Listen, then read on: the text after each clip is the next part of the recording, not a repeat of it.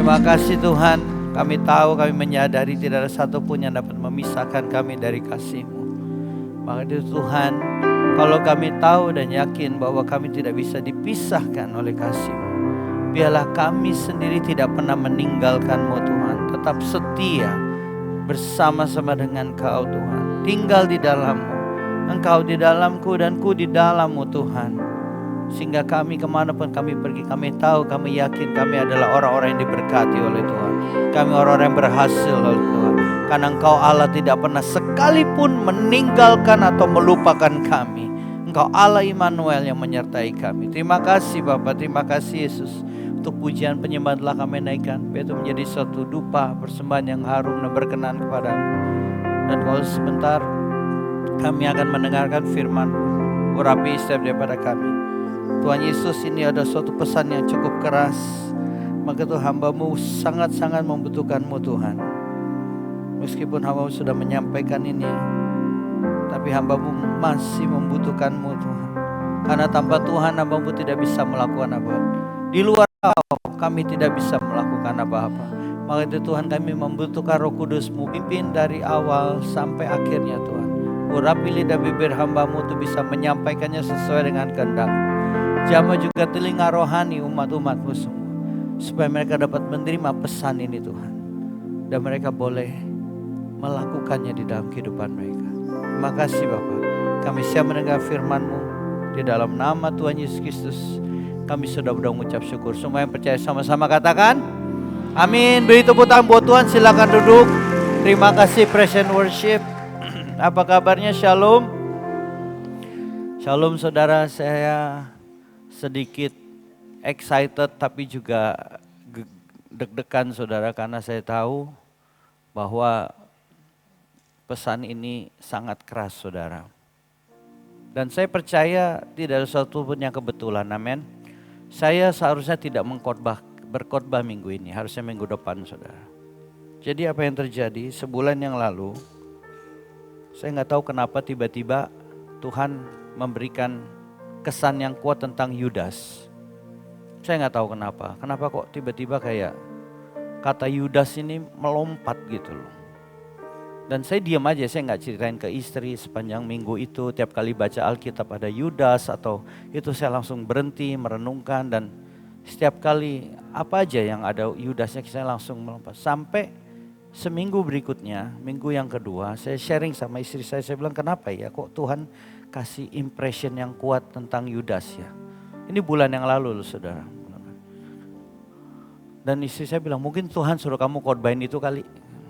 Iya mungkin ya, saya bilang. Kemudian ya sudahlah, saya bilang saya butuh waktu lah kalau mau bikin bahan gini kan, minimum sebulan lah supaya bulan Mei lah saya mikir. Tiba-tiba keluarlah film Last Supper ya, 2 minggu yang lalu ya. Siapa yang nonton film The Last Supper? Yang sudah nonton the film Last Supper, perjamuan terakhir. Nah waktu saudara tahu, saudara yang belum nonton ya udah selesai kali ya. Tapi di film Last Supper itu beda dengan The Passion of Christ. Kalau The Passion of fokus kepada penderitaan Yesus. Tapi The Last Supper ini unik saudara, karena fokusnya kepada 2 karakter di situ. Selain Yesus ya, di situ ada Petrus dan ada Yudas. Dan waktu saya menonton itu saya bilang Tuhan, ini konfirmasi dari Tuhan. Ya kan? Kemudian ketika schedule keluar saya lihat, saya khotbah di minggu depan. Harusnya di Paskah. Gak cocok saudara, karena Yudas sudah mati. Yesus sudah bangkit. Jadi saya bilang, ya sudah berarti bukan saatnya. Tiba-tiba 2 hari yang lalu saya dihubungin sama Pastor Stephen. Kok bisa gak tukeran? Minggu ini Koko yang full, minggu depan aku yang gantikan Koko. Saya bilang ini yang Tuhan mau. Dan ini menjelang kita Jumat Agung.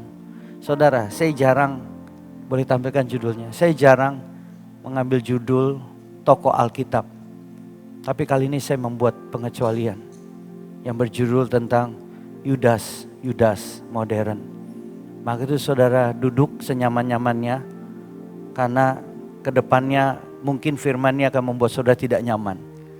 Tapi saya mau kita menangkap pesan ini, pesan yang sangat keras tapi akan sangat menyelamatkan kita daripada neraka. Ya. Udah kata neraka makin sunyi lagi nanti ini. Mari kita baca ayatnya. Ayat pertamanya ada begini saudara. 2, 3. Bukan setiap orang yang berseru kepadaku Tuhan, Tuhan akan masuk ke dalam kerajaan surga. Melainkan dia yang melakukan kehendak Bapakku yang di surga. Pada hari terakhir banyak orang akan berseru kepadaku, Tuhan, Tuhan, bukankah kami bernubuat demi namamu dan mengusir setan demi namamu dan mengadakan banyak mujizat demi namamu. Lihat di ayat ini saudara, dikatakan bukan kami bernubuat, mengusir setan, melakukan banyak mujizat. Mujizat kesembuhan, mujizat yang luar biasa. Ya, berarti orang ini luar biasa diurapi Tuhan. Nah, ayat berikutnya, kita baca 2, 3. Pada waktu itu aku akan berterus terang kepada mereka dan berkata, aku tidak pernah mengenal kamu, hanyalah daripadaku kamu sekalian pembuat kejahatan. Nah, ayat ini cukup saya dulu sedikit mempunyai pengertian, pemahaman yang berbeda. Karena di sini dikatakan, yang pertama dikata, aku tidak pernah mengenal kamu. I never knew you. Nah, langsung saya mempunyai asumsi bahwa ini bukan untuk kita, bukan untuk orang Kristen. Ini untuk orang sana, seberang, yang gak percaya Tuhan dan segala macam. Kita kan masa Tuhan gak pernah kenal sama sekali. Ini dikatakan tidak pernah mengenal. I never knew you. Seolah-olah loh, Tuhan kenal kita dulu. Ya kalau habis itu tinggalin Tuhan ya minimum pernah kenal lah. Saya dulu berpikir seperti itu, ini ayat bukan buat kita. Oh aman saya. Tapi ternyata saudara, kemudian firman Tuhan kita, kalau saudara pernah ingat di dalam Mazmur dibilang, sejauh timur dari barat, Tuhan melemparkan dosaku, takkan diingat-ingat lagi. Timur dan barat pernah ketemu gak saudara? Gak akan pernah ketemu. Jadi dikatakan bahwa dosa kita tuh sudah dilupakan Tuhan. Ketika diampuni, ketika kita minta ampun Tuhan mengampuni, Tuhan lupa. Jadi kita gak perlu doa sampai berkali-kali. Maksudnya kita bilang, aduh aku tadi maki-maki orang, keluar kata-kata kasar, Tuhan ampuni aku. Sejauh timur dari barat dosa diampuni, betul gak saudara? Jadi kalau nanti sejam lagi saya minta ampun lagi sama Tuhan, 2 jam lagi minta lagi, sampai malam doa lagi, Tuhan bingung dosa yang mana? Itu yang itu udah kuampuni, aku udah lupa. Nah, jadi sama kalau gitu kita kebalikan ayat itu. Ternyata kebaikan kita, kan ini dosa kan. Kita balik kebaikan kita. Hal-hal yang baik kita lakukan. Hal yang benar kita lakukan. Dengan segitu saja Tuhan bisa melupakan. Gak pernah kenal kita. Saya langsung wow. Sebegitu itunya Tuhan. Karena dilanjutkan, hai kamu sekalian pembuat kejahatan. That means kasih, kebaikan semua itu kayak hilang begitu aja. Sekejam itukah Tuhan kita? Dan perhatikan di sini. Kalimat pertama dimulai, aku akan berterus terang. Jadi selama ini Tuhan bohong. Bukan itu saudara. Bukan Tuhan bohong, bukan. Tuhan menahan, tunggu waktu lu. Kalau mau berbuat dosa, go ahead. Seolah-olah nothing happen, seolah-olah tidak ada teguran, seolah-olah tidak apa-apa. Tunggu waktu lu.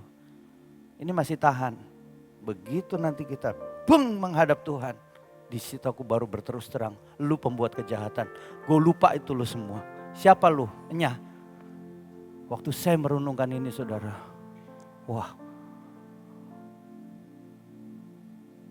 Maka dari itu Yudas ini biarlah menjadi contoh karakter yang kita perlu pelajari hari ini. Sekarang ini. Because it's not how you start, but it's how you finish.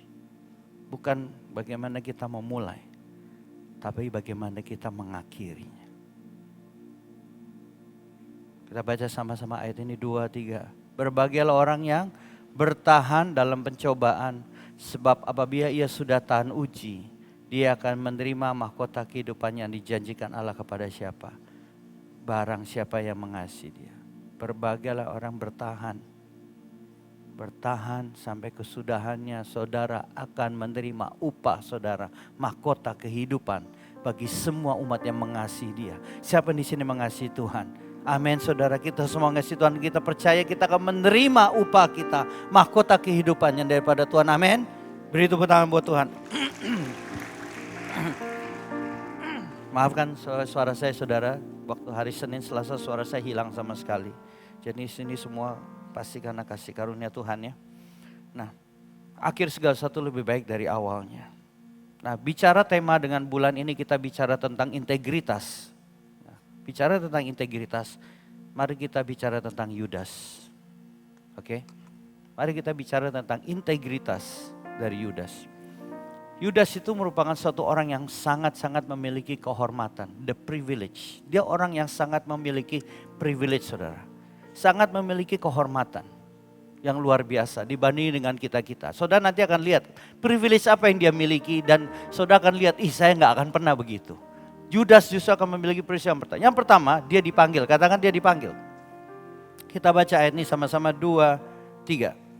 Jawab Yesus kepada mereka, bukankah aku sendiri yang telah memilih kamu yang ke-12 ini? Namun seorang di antara kamu adalah iblis. Ayat 71, yang dimaksudkannya ialah Yudas anak Simon Iskariot. Sebab dialah yang akan menyerahkan Yesus. Dia seorang di antara ke-12 murid itu. Saudara, Yesus sudah tahu, dikatakan yang dimaksud adalah Yudas. Dia akan menyerahkan Yesus. Pertanyaannya, kau sudah tahu kenapa dipilih ya? Benar gak saudara? Yesus, lu udah tahu dia bakal mengkhianati lu, ngapain lu pilih dia? Biarlah dia mengkhianati itu dengan cara lain, ngapain lu pilih jadi murid? Benar gak? Nah jawabannya nanti akan di bagian akhir khotbah, jadi sabar, tunggu tanggal mainnya. Ya. Lihat di sini Markus 13 ayat 22, kita baca 2, 3. Sebab Mesias palsu dan nabi-nabi palsu akan muncul dan mereka akan mengadakan tanda-tanda dan mujizat. Dan dengan maksud sekiranya mungkin apa saudara? Menyesatkan orang-orang pilihan. Menyesatkan orang-orang pilihan. Berarti saudara dan saya bisa disesatkan. Maka itu saudara, berjaga-jagalah. Jangan gampang tertarik dengan hal-hal atau pengajaran yang sepertinya enak. Tapi ternyata itu penyesatan. Dia katakan loh, orang-orang pilihan. Yudas kita tahu dipilih. Saya percaya kita semua dipilih saudara. Kita semua dipanggil. Kalau tidak dipanggil saudara gak akan ada di tempat ini. Percaya gak? Kalau saudara bukan anak Tuhan, kalau saudara tidak dipilih oleh Tuhan, tidak dipanggil oleh Tuhan, saudara gak akan duduk di tempat ini mendengarkan khotbah, beribadah, memuji, menyembah Tuhan. Kita semua orang dipilih dari panggil Tuhan. Berarti kita juga termasuk dalam golongan ini yang bisa juga disesatkan. Perhatikan, kata dipilih ini artinya saudara, dalam bahasa aslinya chosen by God, dipilih oleh Tuhan langsung saudara. Dipick, diambil, dipilih oleh Tuhan langsung. And yet kita tahu cerita daripada Yudas pada akhirnya. Kita tahu apa yang terjadi sama Yudas kan. Dia dipilih. Yang kedua, dia diurapi. Katakan dia diurapi. Kita baca sama-sama 2, 3. Maka Yesus memanggil ke-12 muridnya, lalu memberikan tenaga dan kuasa kepada mereka untuk menguasai setan-setan dan untuk menyembuhkan penyakit-penyakit. Lalu pergilah mereka dan mengelilingi segala desa sambil memberitakan Injil dan menyembuhkan orang sakit di segala tempat. Di sini mereka siapa saudara? Ke-12 murid, betul kan? Dimulai dengan ke-12 murid, berarti Yudas ada di dalam, betul enggak? Dan dikatakan dia memberikan tenaga, exousia, yang artinya otoritas, kuasa. Dan yang berikutnya kuasa, yang adalah dunamis, yang artinya kuasa daripada Roh Kudus yang kita baca di dalam Kisah Para Rasul 1 ayat 8. Kau akan menerima kuasa, kau akan menerima dunamis. Ketika Roh Kudus turun atas kamu, kamu akan menjadi saksiku, melakukan banyak mujizat dan terbukti di ayat yang ke-6, memberitakan Injil, menyembuhkan orang sakit di segala tempat. Yudas memiliki kekuatan dan urapan dunamis dan urapan eksosia, kuasa dan otoritas, dan dia betul-betul melakukan banyak mujizat. Saya mau tanya di sini, siapa yang sudah banyak melakukan doa, menyembuhkan orang melalui doa saudara doain orang disembuhkan? Siapa di sini sudah banyak melakukan mujizat? Ya Tuhan pakai saudara untuk melakukan banyak mujizat. Nggak ada yang berani, malu mungkin. Ada Pak satu saya doain orang pilek sembuh. Nggak apa-apa. Kanker stadium 4, aduh jangan dulu lah, pilek dulu lah, batuk pilek. Yudas saudara. Di segala tempat dia mendoakan orang, dilepaskan dari ikatan dosa. Dia doain orang, dilepasin dari setan. Mujizat disembuhkan. Yudas saudara diurapi. Tapi kita tahu akhir hidupnya. Jangan bangga kalau kita diurapi. Senang, ya oke, aku dipakai Tuhan loh. Ingat Yudas juga diurapi. Tadi pagi saya sudah ingatkan teman-teman yang melayani di sini. Mulai dari media, Asher, Diaken, tim PW, worship, leader pengkhotbah. Jangan bangga kalau kita diurapi, karena Yudas juga diurapi. Itu privilege. Mungkin kita nggak banyak melakukan banyak mujizat dibandingkan Yudas saudara. Di segala tempat semua orang sakit disembuhkan. He's one of them. Tapi ingat, lihat bedanya ini saudara. Ketika Yesus sudah naik, maksudnya sudah bangkit dari kematian. Pasal 20 Yohanes ini dia sudah bangkit. Ya. Dan dia mengunjungi murid-muridnya. Tinggal berapa saudara? 11. Karena yang satu sudah ya kan? Damai sejahtera bagi kamu, sama seperti Bapa mengutus kamu. Demikian juga sekarang aku mengutus kamu. Ayat 22 kita baca sama-sama. 2, 3. Dan sesudah berkata demikian, ia menghembusi mereka dan berkata, terimalah Roh Kudus. Tapi kali ini beda saudara. Yang tadi, yang 12 orang, eksosia, urapan, otoritas, dunamis, kuasa, power. Tapi yang ini, Roh Kudus, pneuma, yang artinya nafas. Yesus menghembuskan. Itu seperti Roh Kudus. Bukan lagi kuasa dan otoritas. Pribadi Roh Kudus masuk dan tinggal di dalam mereka. Saudara ingat peristiwa Kejadian pasal 1 waktu ayat menciptakan manusia? Apa yang Tuhan lakukan? Dia menghembusi tanah liat itu ke dalam hidungnya Adam melek. Nafas itu yang memberikan kehidupan. Saudara lihat perbedaannya? Yang satu urapan dan kuasa. Tapi yang satu pribadinya yang tinggal di dalam mereka. Maka itu saudara jangan bangga diurapi Tuhan. Tapi banggalah Roh Kudus tinggal di dalam kita saudara. Daud berkata apa ketika dia berdosa? Tidur dengan Betsheba membunuh Uria. Dia berkata apa? Tuhan jangan ambil roh-Mu daripadaku. Dia tidak peduli kerajaannya hilang. Dia tidak peduli jabatannya sebagai raja. Yang dia penting Tuhan jangan buang aku dari hadirat-Mu. Jangan ambil roh-Mu yang kudus daripadaku.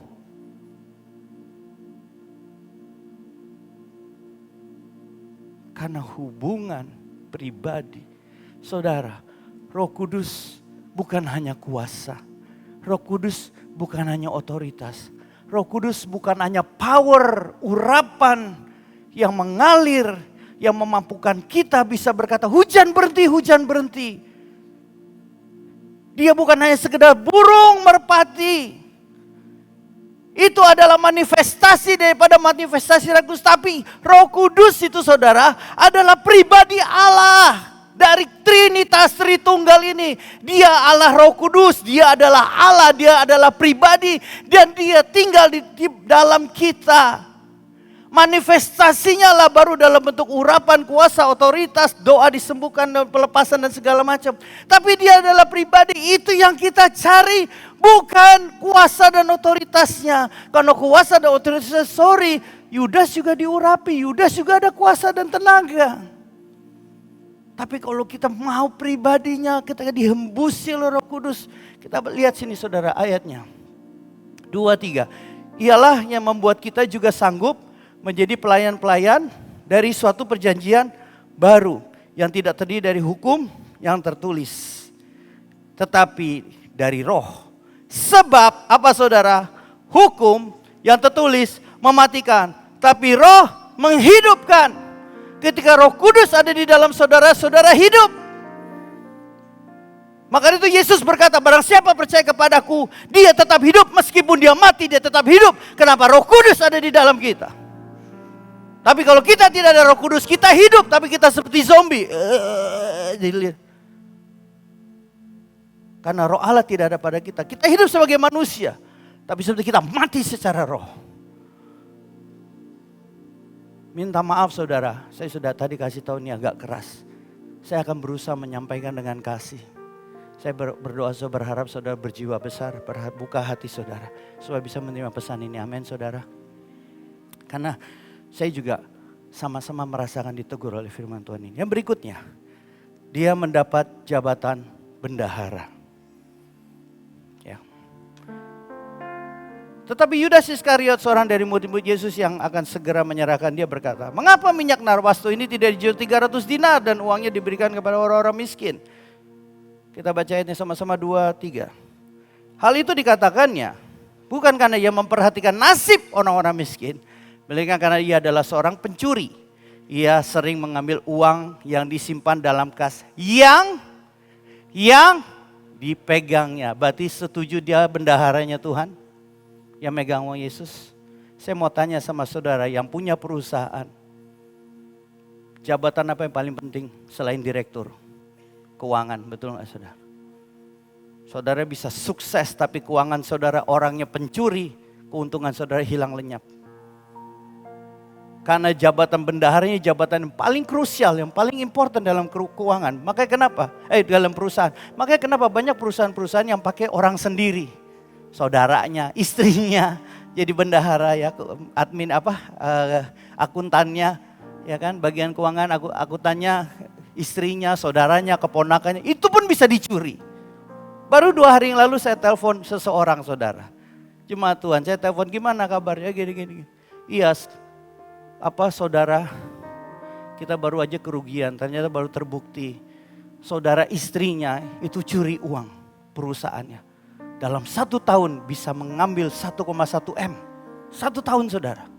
Dan dia sudah kerja 17 tahun. Nggak tahu berapa lama itu. Berapa yang sudah hilang.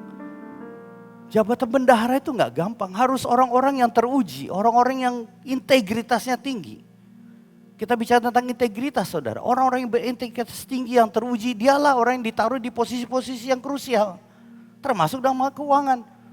Kalau saudara sekarang bekerja di bagian admin, bagian keuangan, tepuk tangan buat saudara.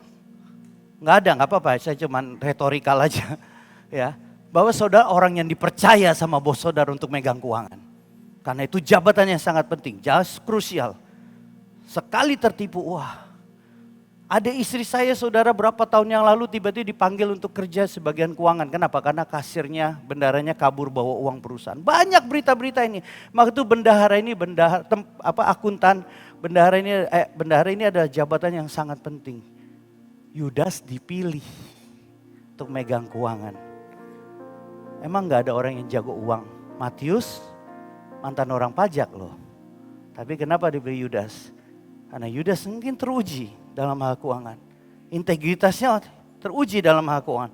Sebelum dia mencuri tentunya. Maka itu ujian terbesar saudara bukan pada saat saudara baru bekerja di perusahaan. Ujian terbesar saudara ketika saudara sudah mendapat kepercayaan dari atasan saudara. Untuk memegang suatu posisi yang penting, yang krusial. Tapi maka dari itu kenapa ini yang berikutnya. Bukannya kita mengucap syukur atas jabatan-jabatan yang dipercayakan kepada kita. Bukannya kita berterima kasih dan mengucap syukur atas jabatan yang diberikan kepada kita. Otoritas, jabatan, privilege yang diberikan. Tapi justru sama seperti Yudas, kita mencari keuntungan dari jabatan itu. Alias menyalahgunakan jabatan itu. Menyalahgunakan kepercayaan yang bos saudara berikan. Menyalahgunakan kepercayaan yang diberikan oleh atasan saudara. Sama seperti Yudas menyalahgunakan kepercayaan yang Yesus percayakan kepada dia dalam hal keuangan. Dia menjabat posisi yang sangat bagus sebagai bendahara. Gak gampang loh jadi akuntan di perusahaan, apalagi perusahaan besar. Benar gak saudara? Nah, ini perhatikan jawaban Yesus ini saudara. Kita baca sama-sama 2-3. Maka kata Yesus, biarkanlah ia melakukan hal ini mengingat hari penguburanku. Ayat 8. Karena orang-orang miskin selalu ada pada kamu, tetapi aku tidak akan selalu ada pada kamu. Saudara, ketika kita membaca ini saudara, seperti biasa aja ya. Betul nggak? Oh iya, Yesus. Tapi saudara, coba lihat. Kita baca ulang ayat 7 ini. Maka kata Yesus, biarkanlah.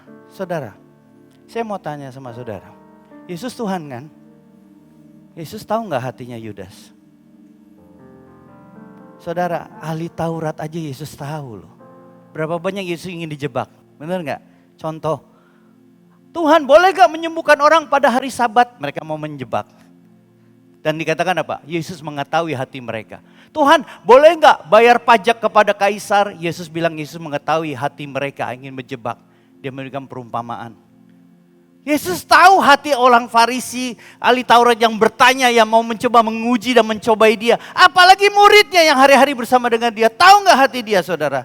Tahu gak dia sedang curi? Tahu.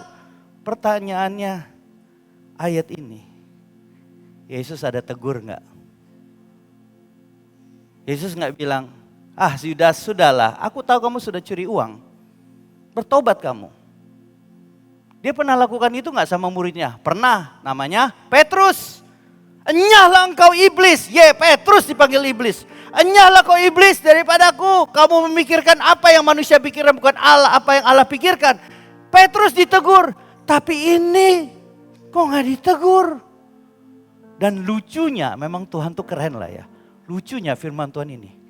Katanya dimulai, biarkanlah. Seolah-olah Tuhan membiarkan Yudas.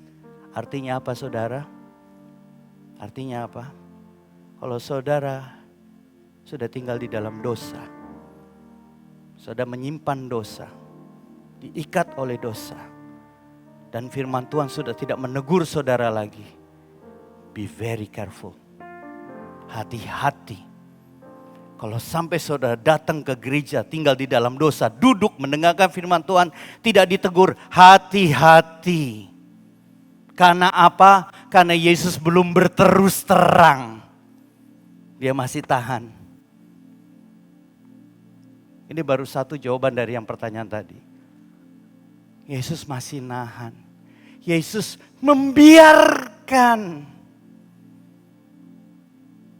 Saudara, kalau saudara masih duduk di kursi, saudara masih ditegur oleh firman Tuhan, mengucap syukur. Berarti Tuhan masih mengasihi saudara. Saudara datang ke gereja, saudara berdoa, baca Alkitab. Saudara masih ditegur oleh firman Tuhan, ditegur oleh hamba Tuhan, ditegur oleh Tuhan sendiri. Mengucap syukurlah, berarti Dia mengasihi kita. Bapak mana yang tidak menghajar anaknya? Ibrani katakan. Kalau kamu sebagai anak tidak pernah dihajar, berarti kamu anak-anak gampang artinya bastard. Bastard artinya anak di luar pernikahan, bukan anak resmi. Kita mau jadi Ishak, betul gak saudara? Anak-anak yang dipilih oleh Tuhan. Jadi mengucap syukurlah kalau kita ditegur. Justru kalau saudara hidup di dalam dosa tapi tidak ditegur, be very very careful. Hati-hati, bisa jadi Tuhan Yesus sedang membiarkan karena Dia belum berterus terang sama saudara. Maaf, saya menyatakan ini dengan kasih. Ampuni, tapi ini firman Tuhan. Amin saudara. Makin sunyi gak apa-apa. Ketika kita menyalahgunakan posisi kita, hanya tunggu waktu. Ya, banyak kesaksian. Saya sebutkan 2 aja dan saya akan tidak sebutkan hambanya. Saya yakin saudara pasti tahu. Seorang hamba terkenal, internasional, luar biasa. Hamba Tuhan yang dipakai Tuhan luar biasa. Sekali kakek ratusan ribu yang datang, bahkan bisa jutaan. Luar biasa. Dan dia menulis buku, salah satu judul bukunya Urapan. Itu saya beli saudara, saya ingat itu. Salah satu buku awal yang saya beli waktu kuliah dulu di teologi. Wah itu buku luar biasa, berbicara tentang bagaimana kita diurapi oleh Tuhan. Bagaimana Roh Kudus dan bagaimana mendapatkannya. Wah saya baca, saya coba praktekkan. Saudara, saya sangat diberkati buku itu. Sehingga saya ngefans sama hamba Tuhan ini. Waktu dia KKR di Singapura, saya datang saudara. Nyebrang sama istri dan teman-teman, ikut ke KKR-nya di Santek saudara. Tapi kemudian something is off. Ada sesuatu yang kayaknya udah gak benar. Dia mulai bicara tentang uang. Saya sudah mulai gak nyaman. Tuhan, kenapa ya roh saya kok kayak seperti gak respon ya Tuhan. Kemudian dia mulai ngomong tentang uang. Saya sudah mulai gak nyaman, saya pergi ke toko buku. Toko bukunya terbuka saudara, jadi ngeliat buku sambil bisa dengar khotbah. Kemudian dia bilang, kita akan ditantang untuk memberi uang dan segala macam gitu-gitulah. Dia masih khotbah belum selesai. Bahwa ada 7 orang sukses di Alkitab. 7 orang itu bisa jadi salah satunya kamu. Oh dia bicara gitu. Saya udah makin gak nyaman, saya panggil istri, ayo pulang yuk. Teman gak mau pulang, pulang aja. Aku pulang ya. Oh ya aku tinggal kok. Oh ya udah kita pulang. Besoknya teman saya itu telepon komplain saudara. Marah-marah, kok pulang ya enak ya, aku tinggal tonggang loh. Kenapa? Masa dia bilang bagi orang yang menabur $1.500 sing maju ke depan, saya akan urapin. Khusus sekalipun kamu di tempat overflow, masuk ke sini, saya akan urapin. Emang $100 saya nggak layak untuk didoain. Saya bilang siapa suruh tinggal, makanya saya pulang. Dan saya bilang sama istri saya, Lin, ini tinggal tunggu waktu aja. Dan betul saudara, jadi sampai 1 tahun terjadi kasus. Yang tadinya ratusan ribu yang datang, sekarang yang datang hanya 300 orang. Urapan doesn't guarantee you anything. Menyalahgunakan posisi, tinggal tunggu waktu. Yudas menyalahgunakan posisi dia, tinggal tunggu waktu. Berikutnya, yang keempat. Banyak saudara, ini poinnya sampai 26, enggak ada yang bercanda. Yang keempat, ini saudara, waktu saya mempersiapkan ini, saya menangis saudara. Kita baca ini, waktu Yesus membasuh kaki murid-muridnya. Petrus tidak mau. Enggak, jangan basuh kakiku, aku enggak mau, enggak layak. Dia bilang begini, kita baca sama-sama 2-3. Sebab ia tahu siapa yang akan menyerahkan dia. Karena itu berkata, tidak semua kamu bersih. Tidak semua kamu bersih. Saudara, coba renungkan, bayangkan Pastor Hani basuh kaki saudara. Renungkan itu. Gimana perasaan saudara? Saya ngebayangin aja, aduh Pastor Hani dalam keadaan sakit basuh kaki saya bisa nangis-nangis, jangan, gak layak. Yesus basuh kaki saudara. Coba renungkan itu. Gak semua orang dapat privilege ini loh. Gak usah Yesus, Pastor Hani aja, saudara melutut dapat privilege. Saya dapat itu bagus banget. Saya tanya full timer gak ada yang pernah kakinya dibasuh. Privilege saudara. Tapi saudara tahu, Yesus membasuh kaki semua murid, termasuk Yudas. Kenapa? Kita baca ayat ini, dan ini jawaban dari pertanyaan yang pertama tadi. 2-3. Sementara itu sebelum hari raya Paskah mulai, Yesus telah tahu bahwa saatnya sudah tiba untuk beralih dari dunia ini kepada Bapa. Renungan ini sama seperti ia senantiasa mengasihi murid-muridnya.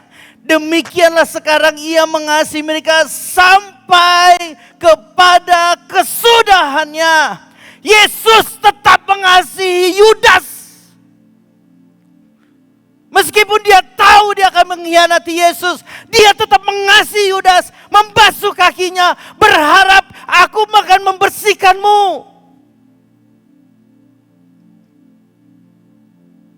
Di ayat keberapa saudara? 1. Ayat kedua, mereka sedang makan bersama dan apa yang terjadi saudara? Iblis telah membisikkan rencana dalam hati Yudas Iskariot anak Simon untuk mengkhianati dia. Ayat berapa?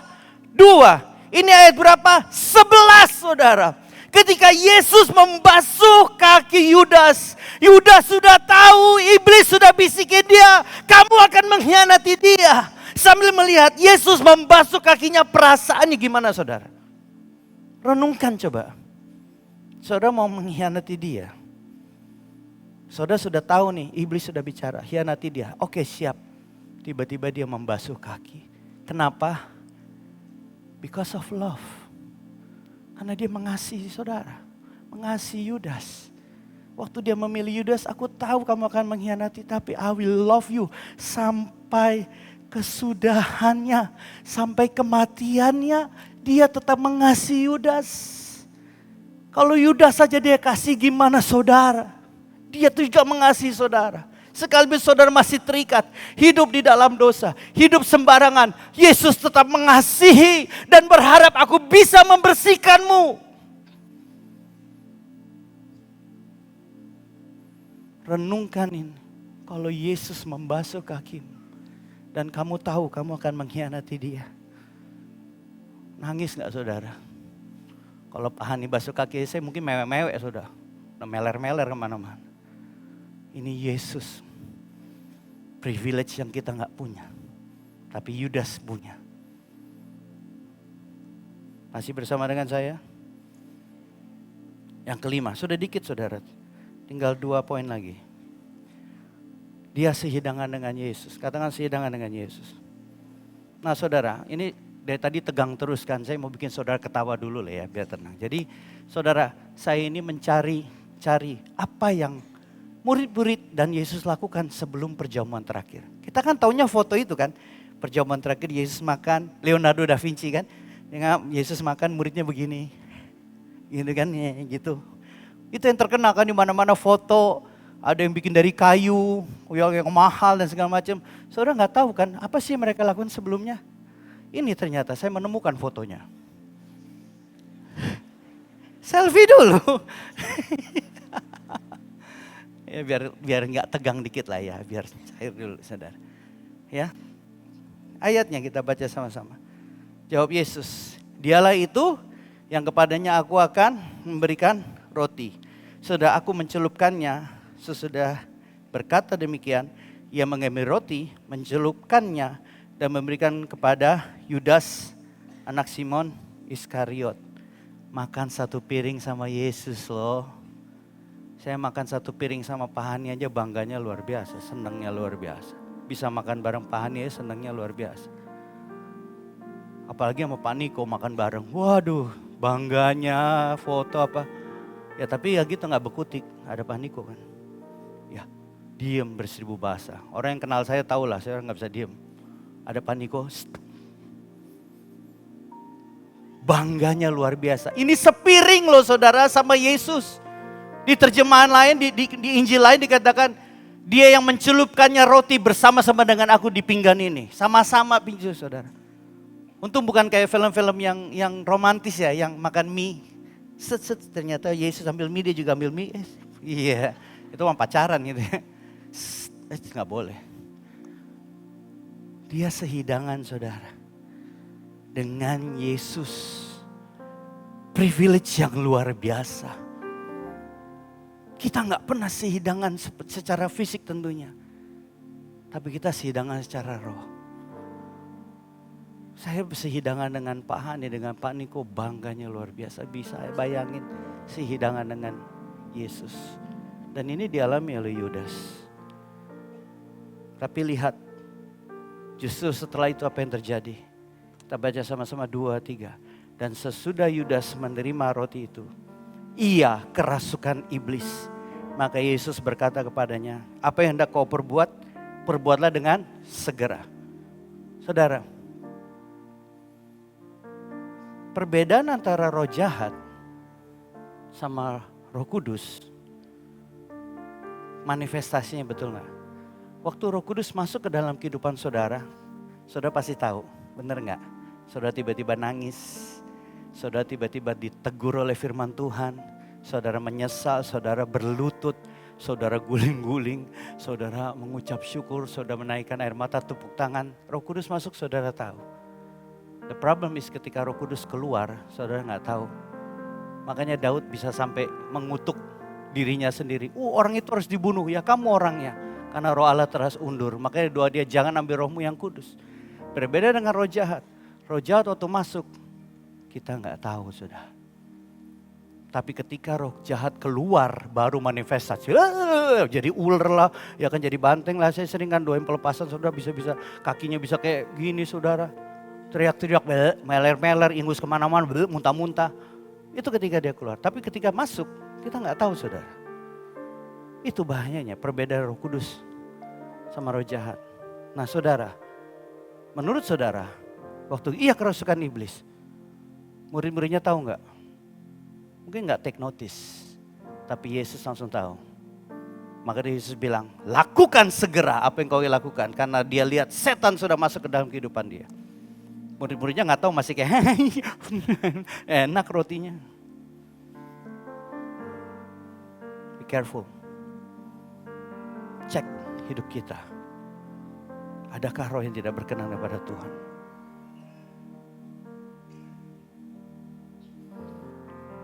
Poin terakhir, happy kan? Ada poin terakhir. Dia dekat dengan Yesus. Yang dimaksud dekat adalah sampai dekatnya mencium Yesus. Kita baca ini sama-sama. 2-3. Waktu Yesus masih berbicara, datanglah serombongan orang. Sedang murid-muridnya bernama Yudas, seorang dari ke-12 murid itu berjalan di depan mereka. Yudas mendekati Yesus untuk menciumnya. Saking dekatnya sama Yesus bisa mencium. Saya dekat dengan Pak Hani, sampai detik ini gak berani saya cium dia, saudara. Ada yang pernah cium? Ada yang pernah cium? Apalagi Pak Niko. Salamannya udah gemeteran, mau cium lagi. Apa kamu ngomong? Enggak Pak. Dia bisa mencium Yesus. Dan ini yang membuat saya menangis waktu mempersiapkan ini, saudara. Tuhan izinkan saya merasakan apa yang Yesus rasakan. Karena kita tahu, ciuman itu adalah bentuk daripada kasih. Bentuk daripada cinta. Suami istri. Suami mencium istri, istri mencium suami adalah bentuk ekspresi kasih. Jangan cium istri orang ya, cium suami orang. Tapi cium istri saudara, cium suami saudara itu adalah suatu ekspresi kasih, cinta. And yet saudara, ciuman ini berbeda. Ciuman ini adalah ciuman pengkhianatan. Hai kata Yesus kepadanya, hai Yudas, engkau menyerahkan anak manusia dengan ciuman. Tuhan izinkan saya merasakan kesedihan Yesus. Saya menangis saudara waktu mempersiapkan. Bisa merasakan dia dicium. Tapi Yesus tahu ciuman ini adalah ciuman pengkhianatan. Bentuk ekspresi kasih kami ubah menjadi suatu bentuk pengkhianatan. Suami atau istri yang selingkuh. Saudara mencium istri saudara, saudara selingkuh sama suami orang, saudara mencium mencium. Salah ya. Ini harusnya selagi senandu gini jadi lucu kan. Itulah malumlah stand up saudara. Saya kalau nggak berhasil jadi pendeta jadi stand up aja. Ya kalau saudara mencium istri saudara tapi saudara selingkuh dengan wanita lain. Atau ketika saudara mencium suami saudara tapi saudara selingkuh dengan suami orang. Perasaan pasangan saudara gimana? Apalagi kalau dia tahu, aku tahu kamu selingkuh sama ini. Perasaannya gimana? Nah ini bayangkan Yesus. Bentuk ekspresi kasih itu justru adalah bentuk pengkhianatan terbesar. Saya gak ngerti kenapa disuruh cium. Dia bisa aja tunjuk, itu tuh yang paling ganteng, nah itu dia. Andre. GR banget itu. Dia bisa tunjuk saudara. Dia bisa bilang pokoknya nanti aku pegang tangannya, aku tarik itu dia. Dia harus mencium. I don't know why, tapi saya tahu ini adalah suatu opposite. Lawan daripada bentuk kasih Tuhan. Bentuk pengkhianatan yang besar. Jangan sampai kita menjadi Yudas-Yudas di akhir zaman. Jangan berpikir bahwa yang penting aku masih Kristen, aku gak tinggalin Yesus, aku gak pindah agama. Ya itu bentuk salah satu pengkhianatan Yudas. Tapi ada satu bentuk lain adalah ini saudara. Poin-poin tadi yang saya harap saudara nangkep.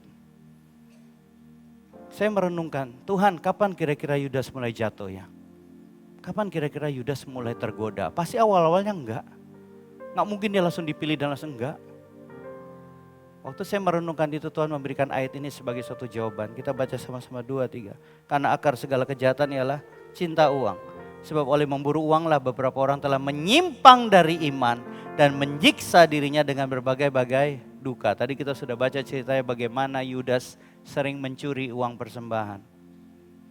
Dan di situ dia mulai menyimpang. Awal karena dia cinta uang itu. Dengan cinta uang itulah dia menjual Yesus, mengkhianati dengan 30 keping perak. Saudara,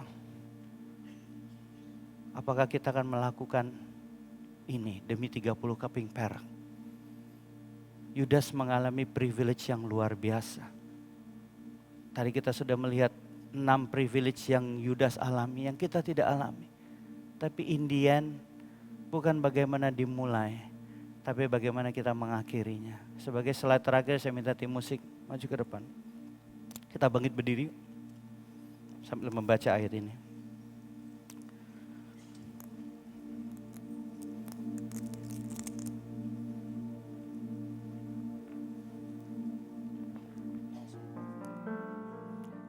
Sebab 2, 3.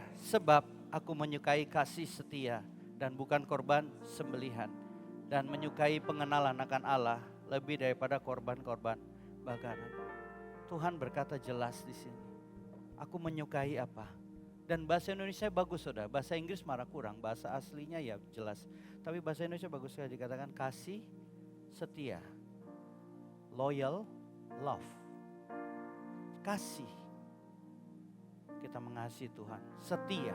Setia kepada siapa saudara? Kepada Tuhan. Yang dikehendaki Tuhan adalah mengasihi Tuhan. Dan setia kepadanya. Petrus meskipun jatuh tapi dia memilih untuk kembali ke Tuhan. Karena dan sampai itu dia tetap setia sama Tuhan. Yudas. Sampai kesudahannya Yesus tetap mengasihi dia. Memberikan kesempatan dia untuk bertobat. Tapi dia memilih untuk mengakhiri hidupnya. Sehingga keluarlah ayat. Terkutuklah orang yang menyerahkan anak manusia. Karena kalau dia bertobat saudara, Tuhan akan pakai dia pasti saudara. Tuhan aja pakai Petrus yang menyangkal 3 kali. Yang dikehendaki Tuhan. Di atas segala-gala korban uang, waktu, tenaga adalah kasih kita kepada Dia dan kesetiaan kita kepada Tuhan. Setia gak kita sama Tuhan? Ketika Yesus datang kembali kedua menjemput kita, apakah kita tetap setia sama Tuhan? It's not how you begin, it's how you end. Kita mengakhirinya dengan tetap setia kepada Tuhan. Kita angkat pujian ini sama-sama dan kemudian kita berdoa. Sampai akhir ku menutup mata, ku tetap setia menanti janji-Mu, sampai ku dapatkan mahkota kehidupanku.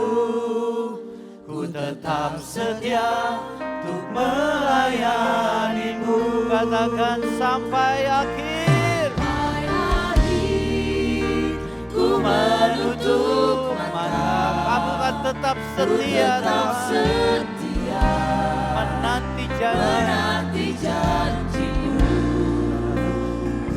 Sampai ku dapatkan mahkota kehidupanku. Ku tetap setia untuk melayani-Mu. Angkat pujian ini dari awal saudara. Seperti wanita yang mengurapi-Mu Yesus. seperti wanita mengurapi-Mu, menangis di bawah kaki. Biarlah kami mau menjadi wanita ini Tuhan. Demikian Mau hidupku mengasihi-Mu. mengasihi Yes Lord. Yesus, Engkau baik Katakan dari awal. Seperti wanita. seperti wanita mengurapimu, menangis di bawah kakimu. Demikian hidupku mau mengasihimu, Yesus Engkau baik. Katakan dengan segenap hati kita, sampai akhir ku menutup mata, aku akan tetap setia, menanti janjimu. Oh yes, oh Lord, Sampai ku dapatkan mahkota kehidupanku, aku akan tetap setia. Jadikan itu doa kita, jadikan itu penyataan iman kita, sampai akhirnya kami tetap setia Tuhan. menanti janjimu. Yes Lord, Lord. Sampai ku dapatkan mahkota kehidupanku, ku tetap setia untuk melayanimu. Ku tetap setia, Ku tetap setia untuk melayanimu. katakan ku tetap setia. Ku tetap setia untuk melayanimu. Sembah Dia. Oh, rada-dada basah,